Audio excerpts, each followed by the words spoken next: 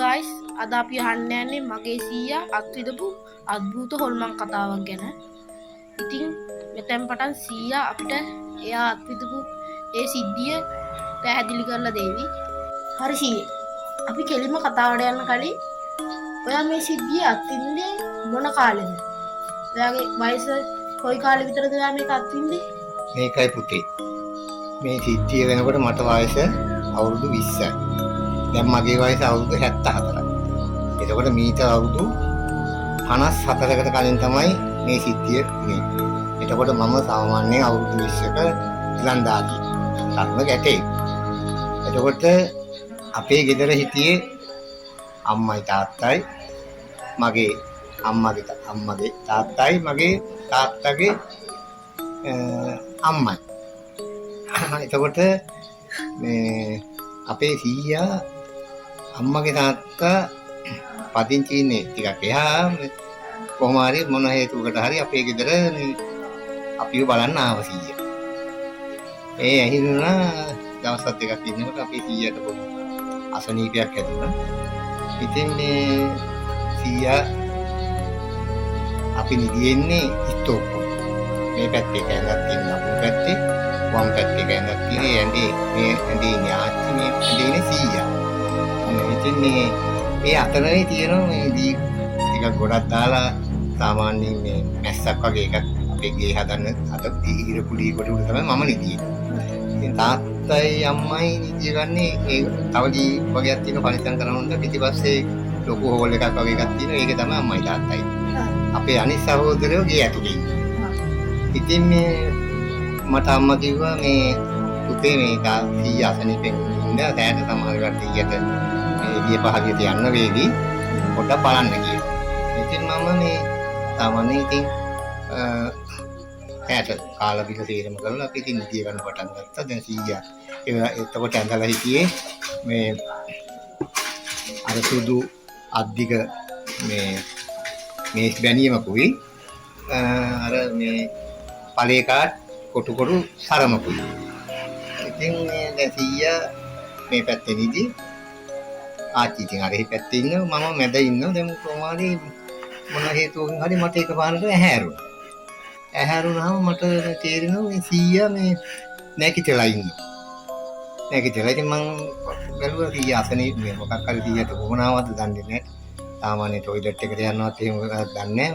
මම එකපාරට නිකන් නිදි මේකෙන් වගේ නැගිටලා එකපාරට මේ අර නැගිටලා ඉන්නකොට සීයාට මේ මෙහෙම අත තියලා කතා කරලා සීයේ කියලා. මොකෝ සීයේ කියලා අහනකොට මේ මම දැක්කා මේ සීයා නෙවෙයි. සීයා ඊට පස්සේ මට එකපාරට දර්ශනය වෙනවා සීයා නිදි. සීයා හොඳට මේ අත තියාගෙන හොඳට නිදි මේ ඇලේට හැරිලා. එතකොට මේ සීයා ආවෙත් එතකොට මගේ අම්මගේ නංගිය මගේ පුංචි අම්මා මේ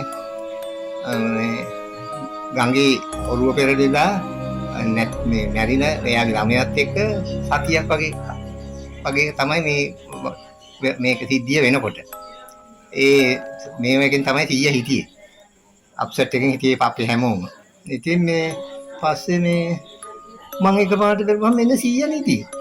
මට පේනවා අර මේ වෙන එක්කෙනෙක් ඉන්නේ කියලා. ඊට පස්සේ මට ටිකක් මේ හිතට ගැස්සුණා. මම එකපාරට ආය අර මේ බය වෙච්ච පාරේ එකපාරට දරස් ගාලා මේ පෙරළුණාර මං නිදියගෙන හිටිය තැනට.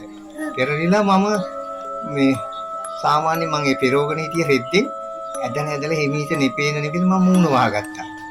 ගත්තාම මට පේනවා මේ අර ඒ හිතපු මිනිස්සයා තාම අඳුරන්නේ නැහැ කවුද වගේද කියලා.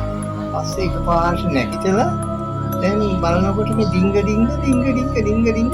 ඉස්සෙනවා.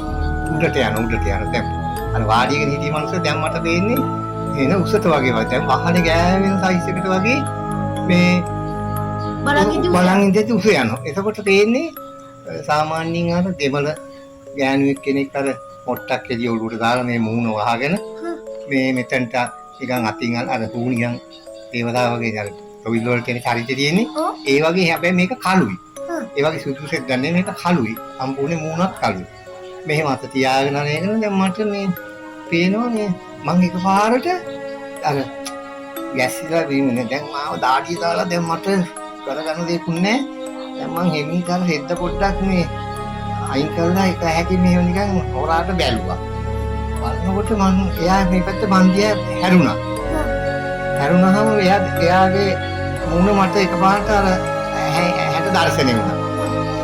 දර්ශනේ වුණාම මේ කෙනා එහිමම ඉන්නකෝ මේ අතක් එවනවා මගේ බෙල්ල පැත්තට. මෙහිම අත දිගට එන එවන දැන් සාමාන්‍යයෙන් අපි දෙන්නගේ පරතරේ අඩි 10කටත් වැඩි. 100ගේ ඇඳේ ඉඳලා මං හිටියේ දැන් අඩි 10කට වැඩි පරතරයක හිටියේ. ඉතින් මෙහෙම බෙල්ලට එවනවා බෙල්ල පැත්තට වගේ අත මෙහෙම. එයා එවුනට මේ හැරිලා ඉන්නේ අර පැත්තට.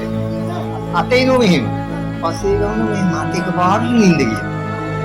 නිින්ද ගියා කියන්නේ ඇද්දක පිය වුණා බය වෙලා. දැන් මොනවා කරයිද දන්නේ නැහැ කියලා. ඊට පස්සේ මේ තග්ගාලා අර මිනිස්සයා එකපාරට දැන් 100ගේ පැත්තට හැරිලා 100 කෑ ගැහුවේ නෑ 100 දන්නේ නැහැ. 100 හොඳට නිදි. දැන් 100 බොරු නිදි. 100 දන්නේවත් නැහැ මේ කිසි දෙයක්. 100 බොරු නිදි. ඔයා කෑ ගැහුවේ නෑ මං කෑ ගහන්නේ මං බයයි දැන් කෑ ගහන්න බයෙන් දැන් මොනවා කරයිද දන්නේ නැහැ. බයයිනේ මට කාටද කියන්නේ. දැන් මගේ උගුරකට වේලිලා මාව දැන් පුළු මේකටම බය වෙලා තියෙන්නේ දැන්. මං හොල්ලන්නේවත් නැහැ. ඔය ඒ කියන්නේ හෙල්ලෙන්නේවත් නැතුව මං ගල් රූපි වගේ දැන් ඉන්නේ වැටිච්ච විදිහටම ඉන්නවා. මේ මිහිතර මං පෙරවන රෙද්දෙන් ඇඟ වහගෙන කකුල් දෙක හිටන් වහගෙන දැන් මං කකුල් දෙකත් අකුලගෙනම ඉන්නේ. වකුටු වෙලා ඉන්නෝ එහෙම දිගට ගෑනු දැන් මේ වගේ දන හිස් දෙක. ඒ තරම් නැවිලා. ගුලි වෙලා. පස්සේ ගන්න ඕන මං මොනවද හිමීට මං ආයි බලනකොට අර මිනිස්සයා නැකිතලා අර ඉන්නවනේ දැන් උසයිනේ. ඊට පස්සේ අපි මේ අර අනෝන මට 100ව පේනවා. සුදු බැනිය මැදලා ඉන්න අර කහ මේ කොළ පාට මේ පදේ කාටර කොට සරම අග්ගෙදිමා මෙහෙම අපේ 100 ගොඩු ළඟ ඉඳලා අර කකුල් දෙක පැත්තට මෙහෙම ආවඩාර ආයි බෝ වේවා කියලා සෙස්සාන්ති කරන්නේ. ඒ වගේ මෙහෙම තුන් පාරක් විතර මෙහෙම කෙරුවා. මෙහෙම කරලා තුන් පාරක් විතර එකපාරට මන් දිහා දොස් යවනවා වගේ අර ආවිස වැඩි කරනවා වගේ මේ ආවඩායි බෝ වේවා කියලා කියන්නේ. එහෙම යාතිකාවල ඒ වගේ කරලා අපේ මේ ගෙයි මේ විදුරට බහින්න තියෙන්නේ අර ඉස්සරහා තියෙන ඒකට කියන්නේ අර පිලේ ඉඳලා පල්ලෙහාට පඩි 3ක් තියෙනවා. ඒ කියන්නේ පිලේ ඉඳලා පොළොවට ඊළඟට බහින්න මිදුලට පඩි 3ක් තියෙනවා. මේ මිනිස්සයා අර පිලේ ඉඳලම ඒ ගෑනුවෙක් කෙනා අර පඩි 3ම බිමට තිබ්බා එකපාරටම. ඕ අර උඩ පඩියේ ඉඳලම උඩ පිලේ ඉඳලා අර පඩි 3ට කකුල් තියක් පොළොවට කකුල තිබ්බා. කකුල තිබ්බා තකස් ගාන එක බාට එහෙම බැස්සේ. දැන් ඉතින් මම බලාගෙන ඉන්නවා අර මෙහෙම කරගෙන හොල්ලන්නත් බලාගෙන ඉඳලා ඊට පස්සේ අපේ මේ ප්‍රධාන පාරක් අයින තමයි ගේ තියෙන්නේ. එතකොට මේ මිතුරෙන් බහින්නේ ප්‍රධාන පාරට. එතකොට අපේ ගෙදර ආරක්ෂාවට අපේ තාත්තා මේ කඩුල්ලක් දාලා තියෙන්නේ. මේ එදියට කට්ටිය යනවට ළමයි යනවට පොඩි කට්ටිය මට හිටියන මට බාල කට්ටිය. ඉතින් මේ ඒ අතරේ වාර මේ පැත්තේ වම් පැත්තේ තියෙන බුලත් පන්දලම තියෙනවා. බුලත් මේ වගක් මැස්සක් හදලා ඒකත් එක්කම ලොකු කෙසෙල් පඳුරක් තියෙනවා. අර මේ කඩුල්ල මේ පටි 4ක් දාන්නේ ඒ කියන්නේ උණඩි 4ක් දාන්නේ ඒකට. 4ක උසක් තියෙන්නේ. ඒක පොකු හදලා ඒකට රැට නිදිය ගන්නකොට අර 4ම දානවා. අර ගෑනුවෙක් කෙනා දැන් මට පේන්නේ ගෑනු චරිතයක්නේ. අර ගෑනුවෙක් කෙනා අර කඩුළු 4ම එහෙම තියෙද්දි කකුල එහා පැත්තට තියෙනවා අර 4ෙම. ඕ ඒ කියන්නේ පුදුම කියන එන උසයි. අර 4ම ගලවන්නේ නැතුව මේ පැත්තේ ඉඳලා අර එහා පාරට කකුල තියෙනවා අර 4ම සාරියකුත් ඇඳලා ඉන්නේ. 100ට මුත් අන්න මටත් මොකුත් නැහැ 100ට මොකුත් නැහැ. ඔව් ඊට පස්සේ පාරට බැස්සවනේ. පාරට බැලලා ආපහු ඩින් අඩි 5ක් විතර ගිහිල්ලා හැරුණා මේ පැත්තට. හැරිලා මෙහෙම බැලුවා. ආයි ගියා යන්න නොපෙනේ මෙහෙම. මේ අපේ මේ පාරෙන් ඉදමේ ගමෙන් ඉස්සරහා ඉදිරි ඉස්සරහා පැත්තට තියෙනවා. ඒ පැත්තට මේ ලොකු රබර් වත්තක් එක තියෙන්නේ. පාර විදකුත් තියෙනවා. ওই පැත්තට ගියා.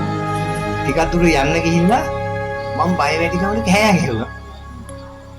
මං අම්මේ කියන කෑ ගැහුවා අයියා. අම්මේ කියන කෑ ගහනකොට සකස් ගාලා අම්මයි තාත්තයි ටෝච් එකක් අරගෙන පිටිපස්සේ දුවගෙන ආවා. ඇයිද මයින් ඇහුවා මේ මොකද කියලා. මං ඉතින් අඬ වගේ කියන්නේ මම මේ වගේ කියන්න හදනකොටම තාත්තා බෙල්ලාරහට ගැහුවා මට එන පාරක්. නේ ඔව්. අරවා කියන්න හම්ුනේ ගොත ගසා කියන්න හම්ුනේ බෙල්ලට පාරක් ගැහුවම ආව ගහලකෝ ඉකාර නැතු ගෙට ගිහින් ඉඳී ගන්න එක. ඊට පස්සේ දොර ඇරලා මාව අක්කලත් එක්ක නිදිය ගන්න ගේ ඇතුළට දැම්ම ඒගොල්ලෝ එළියට ගියා. මයින් තොරතුරක් ඇහුවේ නැහැ මොකුත් නැහැ මේ ඊට පස්සේ මම ඕක ඉතින් මම මේ උදේ කිව්වා මම තාත්තට. ඒ ගමන මේ ඒ කාලේ ඒ වෙලාවේ හැටියට ඉතින් අම්මා මේ තාත්තයි කතා කරලා කිව්වා සමහර වෙලාවට ඔය මේ මැරිච්ච පුංචි අම්මාවත් දන්නේ මේ සීයාව බලන්න. මේ ඒ එහෙම උනාද දන්නේ නැහැ කියලා එහෙම කිව්වා. ඉතින් අපේ ගමේ කට්ටඩි වැඩ කරන මේ බාප්පා කෙනෙක් කෙනා අපිට මේ ඒ කට්ටඩි බාප්පගෙන් මම ඇහුවා බාප්පේ මෙන්න මේ වගේ ප්‍රශ්නයක් වුණා මට ඉතිරෑ මොකද්ද කියලා. ඒක මම කිව්වා ඔය ඉතින් මොකක් හරි මේ එකක් තමයි ඔයා පුතා බය නොවෙච්ච එක පුදුම මේ හාස්කමක් වගේ කිව්ව නැත්නම් උඩ තොවිලයක් කරන්න වෙන බය වෙන මේ එකක් කියලා එයා කිව්වා මේ බය නෙවෙච්ච එක හොඳයි නැත්නම් ඔයාලා දර හැවක් දාලා මේ තොවිලයක් කරන්න වෙනවා කියලා. ඉතින් මම ඒ අර තාත්තලා කියපු විදිහ සමහර වෙලාවට මම හිතුවත් ඉතින් මේ අපේ මම ඒ පුංචි අම්මගේ මම ගඟේ වැටිච්ච මිනිහක් දැක්කනේ.